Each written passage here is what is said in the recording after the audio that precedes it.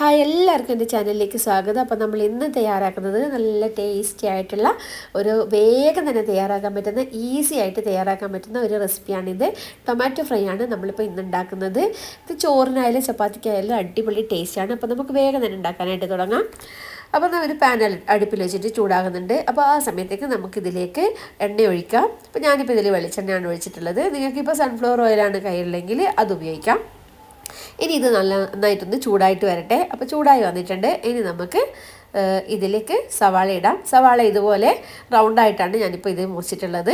ഇങ്ങനെ മുറിക്കുമ്പോൾ കുറച്ച് നല്ല രസമായിരിക്കും കാണാൻ വേണ്ടിയിട്ട്. കഴിക്കുമ്പോൾ എല്ലാം സെയിം ടേസ്റ്റ് ആയിരിക്കും കേട്ടോ.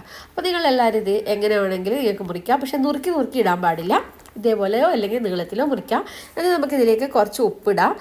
ഒരു 1/4 ടീസ്പൂൺ ഉപ്പ് ഞാനിപ്പോൾ ഇതിൽ ചേർത്തിട്ടുണ്ട്. ഉള്ളി വേഗം തന്നെ ഒന്ന് സോഫ്റ്റായിട്ട് കിട്ടാനാണ് ഞാനിപ്പോൾ ഇതിങ്ങനെ ചേർത്തിട്ടുള്ളത്. നമുക്കിത് ലോ ടു മീഡിയം ഫ്ലെയിമിലിട്ടിട്ട് നന്നായിട്ട് ഒന്ന് ഫ്രൈ ചെയ്തെടുക്കാം. കൂടുതൽ സമയം എടുത്തിട്ട് നമുക്കിത് ഫ്രൈ ചെയ്തെടുക്കാം. അപ്പോൾ ഇത് നന്ന സോഫ്റ്റായി വന്നിട്ടുണ്ട്. ഇനി നമുക്കിതിലേക്ക് ഒരു 4 പച്ചമുളക് ഇതുപോലെ മുറിച്ചിട്ട് ചേർക്കാം.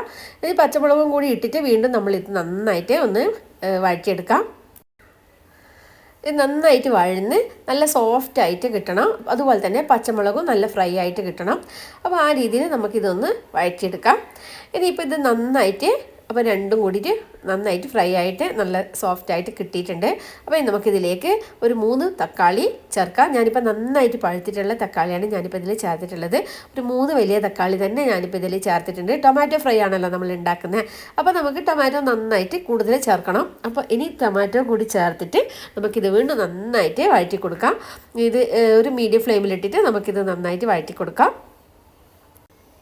ഒരു 2-3 മിനിറ്റ് നന്നായിട്ട് വഴറ്റി കൊടുത്ത ശേഷം നമുക്കിത് ഒരു ലോ ടു മീഡിയം ഫ്ലെയിമിൽ വെച്ചിട്ട് മൂടി വെച്ചിട്ട് കുക്ക് ചെയ്തെടുക്കാം. ഇടയ്ക്കിടയ്ക്ക് എടുത്തിട്ട് ഒന്ന് ഇളക്കി കൊടുത്ത് വീണ്ടും അത് കുക്ക് ചെയ്തെടുക്കാം. അങ്ങനെ ഒരു 10 മിനിറ്റ് നേരത്തേക്ക് നമുക്കിത് കുക്ക് ചെയ്തെടുക്കണം.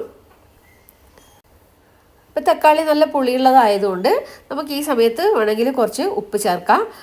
അപ്പോൾ ഞാനിപ്പോൾ ഇതിൽ കുറച്ച് ഉപ്പ് ചേർക്കുന്നുണ്ട്. എന്നിട്ട് വീണ്ടും നന്നായിട്ട് ഒന്ന് വഴറ്റിയിട്ട് ഇത് മൂടി വെച്ചിട്ട് കുക്ക് ചെയ്യുന്നുണ്ട്.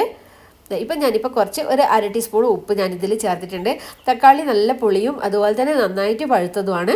അപ്പോൾ നമുക്കിതിലേക്ക് ആവശ്യത്തിന് ഉപ്പും കൂടി ഇട്ടിട്ട് നമുക്ക് നന്നായിട്ട് വഴറ്റിയെടുക്കാം. അത് ഇപ്പം തന്നെ ഏകദേശം ഒന്ന് നന്നായിട്ട് വഴന്ന് തക്കാളിയെല്ലാം നന്നായിട്ട് വെന്ത് വന്നിട്ടുണ്ട്. ഇനി നമുക്കിതിലേക്ക് പൊടികളെല്ലാം ചേർക്കാം. അതിനുവേണ്ടി ഞാനിവിടെ ഒരു 1/2 ടീസ്പൂണ് നല്ല എരിവുള്ള മുളക് പൊടിയും അതുപോലെ തന്നെ ഒരു 1/2 ടീസ്പൂണ് കാശ്മീരി റെഡ് ചില്ലി പൗഡറും പിന്നെ ഒരു 1/4 ടീസ്പൂണ് മഞ്ഞൾപ്പൊടിയും പിന്നെ ഒരു 1/4 ടീസ്പൂണ് കായം കൂടി ചേർക്കുന്നുണ്ട്. ഇനിയിപ്പോൾ ഇതെല്ലാം കൂടിയിട്ട് നന്നായിട്ട് വഴറ്റാം. എന്നിട്ട് ഈ പൊടികളെല്ലാം നന്നായിട്ട് മൂത്ത് വരുന്ന ആ ഒരു രീതിയിൽ തന്നെ നമുക്കിത് വഴറ്റിയെടുക്കാം. ഞാനിപ്പോൾ ഇതിലേക്ക് കുറച്ചുകൂടി ഉപ്പ് ചേർക്കുന്നുണ്ട്. നല്ല പുളിയുള്ള തക്കാളി ആയതുകൊണ്ട് തന്നെ നമുക്ക് ഉപ്പ് ഇനി കുറച്ചുകൂടി ആവശ്യമുണ്ട്. അപ്പോൾ ഇനി ഇതും കൂടി ചേർത്തിട്ട് നമുക്കിത് നന്നായിട്ട് വഴറ്റാം. ഇപ്പം തക്കാളിയും അതുപോലെ തന്നെ ഉള്ളി എല്ലാം നന്നായിട്ട് വെന്ത് കിട്ടിയിട്ടുണ്ട്. ഇപ്പോൾ നമ്മളുടെ ടൊമാറ്റോ ഫ്രൈയുടെ കുറച്ച് ഏകദേശം റെഡി ആയിട്ടുണ്ട്. ഇനി നമുക്ക് സ്വിച്ച് ഓഫ് ചെയ്യാം. അതിനുശേഷം നമുക്ക് വറുത്തിടണം. ഒരു പാൻ അടുപ്പിൽ വെച്ച് ചൂടാകുമ്പോൾ അതിലേക്ക് നമുക്ക് വെളിച്ചെണ്ണ ഒഴിക്കാം. വെളിച്ചെണ്ണ ഞാനിപ്പോൾ ഒരു 2 ടീസ്പൂൺ വെളിച്ചെണ്ണ ഇതിലേക്ക് ഒഴിച്ചിട്ടുണ്ട്. എണ്ണ നന്നായിട്ട് ചൂടായി വരുന്നുണ്ട്. ആ സമയത്ത് നമുക്കിതിലേക്ക് കടുകിടാം. കടുക് നന്നായിട്ട് ഒന്ന് പൊട്ടി വരട്ടെ. കടുക് നന്നായിട്ട് പൊട്ടി വന്നിട്ടുണ്ട്. ഇനി നമുക്കിതിലേക്ക് വെളുത്തുള്ളി ചേർക്കാം. ഒരു 5-6 വെളുത്തുള്ളി എടുത്തിട്ടുണ്ട്. അത് 2ആയിട്ട് മുറിച്ചിട്ടാണ് ഞാനിപ്പോൾ ഇതിലേക്ക് ചേർത്തിട്ടുള്ളത്. ചതച്ചിടേണ്ട ആവശ്യമൊന്നുമില്ല. ഇതുപോലെ 2ആയിട്ട് മുറിച്ചാൽ മതി. എന്നിട്ട് മീഡിയം ഫ്ലെയിമിൽ നമുക്കിതിനെ വഴറ്റിയിട്ട് ഒരു ഗോൾഡൻ കളർ ആകുന്നത് വരെ വഴറ്റാം. അതിനുശേഷം നമുക്കിതിലേക്ക് കുറച്ച് കായ്മുളക് ചേർക്കാം.